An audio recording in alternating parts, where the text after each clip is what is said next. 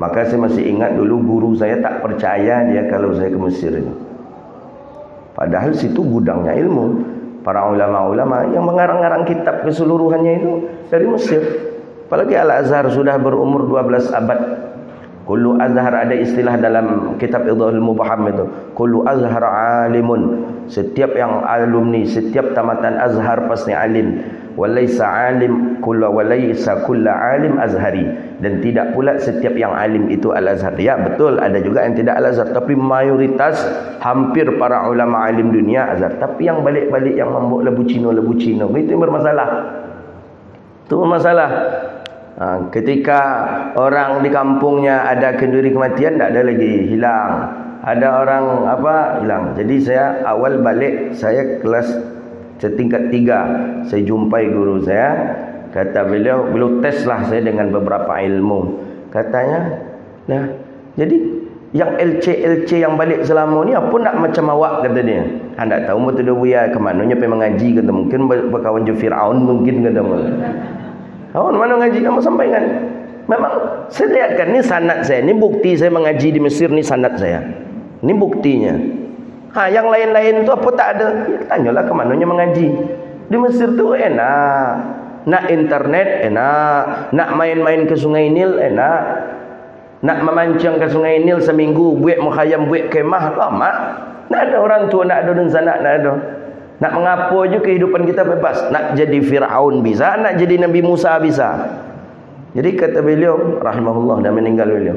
Jadi kata beliau, sebanyak kau nak pulang kata beliau. Dari Timur Tengah tu membuat gelar banyak. Nak pernah mau menengok ada sanad, kata beliau. Saya buktikan. Bukti kita mengaji, kita punya sanad. Bapak-bapak bukti mengaji dengan saya punya sanad kan? Ada sanad kitab, ada sanad hadis. Itu tanda kita mengaji. Kalau orang nak mengaji, mana sanad? Bagaimana dia membuktikan dia pernah belajar? Bagaimana dia membuktikan dia punya sanad? Ada pula orang hari ini nak ada tu katanya sanad tu bisa dikarang-karang. Mana bisa dikarang sanad itu, akhi? Mana bisa? Guru kita meriwayatkan dari gurunya sampai kepada kita. Jadi itulah makanya saya tekankan betul kepada kawan-kawan yang berangkat ke Mesir. Tiba di Mesir itu memang ngaji, kata saya. Organisasi sangat menggiurkan di sana, Pak. Menggiurkan sekali. Organisasi partai politik apapun ada di situ. Organisasi ormas Islam apapun ada di situ. Ya, nampaklah organisasi bagaimana kumpul-kumpul, cerita-cerita, membahas iko. Sudah tu kadang bergitar-gitar. Sudah tu shisha, rokok yang pakai apa itu? Yang pakai air pakai itu. Mau nikmat itu tu. Waktu terbatas, saya sampaikan kepada kawan-kawan. Waktu terbatas, kata saya. Jadi saya memang ikut organisasi waktu itu ala kadarnya saja. Pokoknya ketika ada pendataan didata, itu saya datang ke tempat organisasi tadi. Tak ada, saya tak datang. Maka ada abang-abang senior-senior itu bilang ke saya, sampai hari ini tak bisa saya melupakan cakap dia. Jadi kata dia, Zulhendri Rais itu tak selesai besok kuliahnya tu dah, katanya. Dia sibuk talaki tadi hujungnya. Namanya talaki, Pak. Mengaji dengan masyaikh tu talaki. Saya dalam satu hari 14 kitab saya mengaji dengan syekh saya. Jadi katanya tak akan berhasilnya tu dah, katanya. Kuliahnya tinggal besok tu, katanya. Orang talaki itu banyak gagal, katanya. Saya buktikan. Selesai saya. Hadis itu termasuk jurusan yang susah ini. Jarang orang Indonesia mengambil hadis. Karena mata kuliahnya banyak. Menghafalnya pun begitu. Saya buktikan saya selesai. Dapat saya gelar labu Cino. Kemudian dapat pula saya ijazah sanad dari masyayikh. Saya buktikan. Akhirnya abang tu malu-malu aja. Minta jadualnya gini. Ustaz, ada jadual yang kosong. Gila kamu Ustaz. Wang pula lagi kata. Senior no, senior. Makanya kita tahu kapasitas dia. Macam mana kita nak mintakan dia mengganti. Kita tahu kerjanya waktu di Mesir main futsal, kerjanya kumpul sana, kumpul sini, organisasi sana, organisasi sini. Saya hari ini saya buktikan ke abang-abang tu. Cakapnya itu saya buktikan hari ini. Saya buktikan. Ni saya tamat di Al-Azhar, langsung saya pergi ke Sudan ngambil S2. Selesai S2 belum ijazah keluar lagi, ada namanya syahadah muaqqatah namanya. Syahadah muaqqatah itu ijazah sementara menjelang ijazah asli datang. Ijazah sementara tu langsung saya bawa ke Jazirah untuk daftar S3. Jadi saya tak pernah nganggur dulu, nganggur setahun dulu, 2 tahun santai dulu, tak pernah. Makanya orang kaget, kok bisa dia usia 30 sudah doktor. Janjian doktornya tu doktor berbuik-buik. Ada tu jemaah. Memang banyak orang tak senang tu banyak. Jangan-jangan doktor itu dibuat-buat, mana bisa di luar negeri berbuik-buik. Doktor mana bisa, ada sidangnya, banyak prosesnya. Kuliah dulu, habis itu ada ujian lagi. Ujian itu mulai dari ujian disebut dengan proposal tesis, judul baru, sampai mukaddimah judul harus diujikan lagi, sampai ke masuk daftar isi diujikan, baru masuk ke isinya. Bukan sembarangan itu. Luar negeri itu. Jadi makanya orang heran, kok bisa seperti itulah jadinya. Saya dari Al-Azhar langsung berangkat ke Sudan. Sudan belum saya keluar ijazah asli. Hari ini selesai sidang, selesai munakasyah hari ini. Kawan-kawan biasanya agak santai setelah sidang. Saya nak setelah selesai sidangnya pagi, malamnya langsung saya perbaiki tesis saya. Saya perbaiki, 1 hari 2 hari selesai, saya berikan lagi kepada musyrif pembimbing saya. Beliau sahkan, keluar namanya syahadah muaqqatah. Itu dijilid, itu 4 jilid, ditinggalkan di universitas. Disertasi saya, tesis saya dijilid 4 jilid, ditinggalkan di sana. Keluar syahadah muaqqatah. Syahadah muaqqatah ijazah sementara menjelang ijazah asli datang. Saya bawa itu ke Jazirah untuk mendaftar S3. Jadi wajarlah.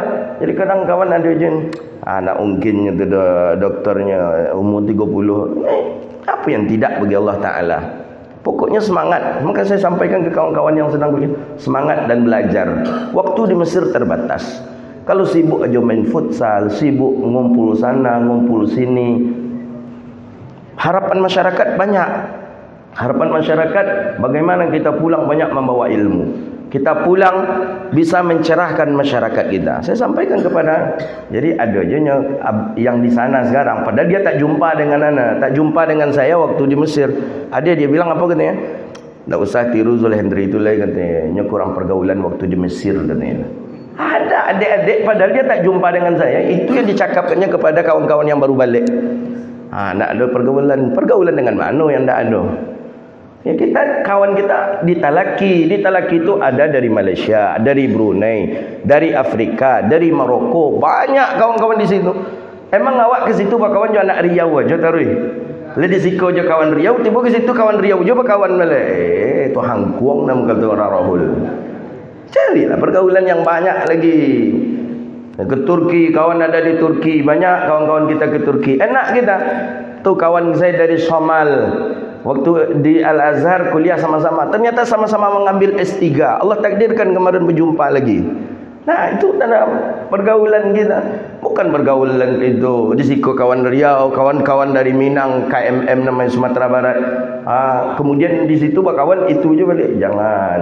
Maka itu saya sampaikan kepada adik-adik. Makanya kawan-kawan yang balik dari Mesir itu tak mau dijumpa dengan saya. Kemarin ada jumpa di Madinah. Saya bilang, kalian balik, apa salahnya jumpa dengan saya? Kalian jumpa dengan saya, banyak masalah dakwah yang bisa kita selesaikan. Kalian bisa menggantikan jadual kami, pesantren kita buat. Kita alhamdulillah pesantren kita dah berdiri hari ini, alhamdulillah. Banyak para muhsinin, orang-orang baik mengantarkan sedekahnya, infaknya. Alhamdulillah. Tahun ini kita mulai belajar mengajar insya-Allah. Sudah selesai, sudah bagus, tinggal finishing saja dengan keramik saja lagi insya-Allah. Yang masih butuhlah bantuan bapak-bapak ibu-ibu yang Allah bukakan pintu hatinya mau membantu kami, silakan. Ya alhamdulillah datanglah bantuan min haitsu la yahtasib.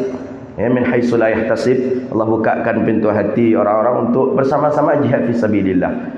Kalau lembaga pendidikan dijadikan untuk ajang bisnis, kira-kira ya cukuplah banyak orang-orang yang menjadikan itu untuk sebagai pendapatan hasil. Tapi ini mungkin kita yang mengeluarkannya. Mungkin kita yang ikut berkontribusi, ya. Maka oleh karena itu, ya kita mengajaklah siapa yang masih ada, ya masih mampu untuk bisa saling berbagi. Kalaupun tak bisa berbagi itu, setidaknya memberikan informasi kepada orang lain.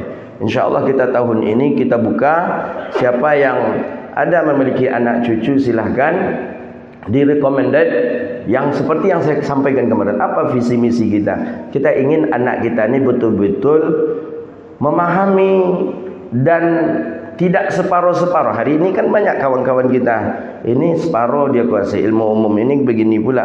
Jadi akhirnya seiku capang, seiku capek, seiku tabang, seiku lapeh. Jadi kita ingin anak-anak ini faham dia dengan apa yang amalan-amalan yang kita amalkan. Apalagi kita di Riau Melayu, mazhab kita Syafi'i. Amalan-amalan Syafi'i itu mesti dia kuasai dalil-dalilnya oleh anak-anak kita. Berkunut, apa dalil kunut? Tak tahu, pokoknya kunut itu sunnah. Dari mana engkau tahu sunnah? Guru-guru dia nyebut sunnah. Dalilnya apa? Anak tahu dan kata dia. Itu bermasalah kita. Jadi kita titipkan dalil-dalil kepada mereka. Kita masukkan kepada mereka pemahaman-pemahaman Qur'annya, hadisnya, ya tentu dengan akhlaknya. Akhlak itu paling penting.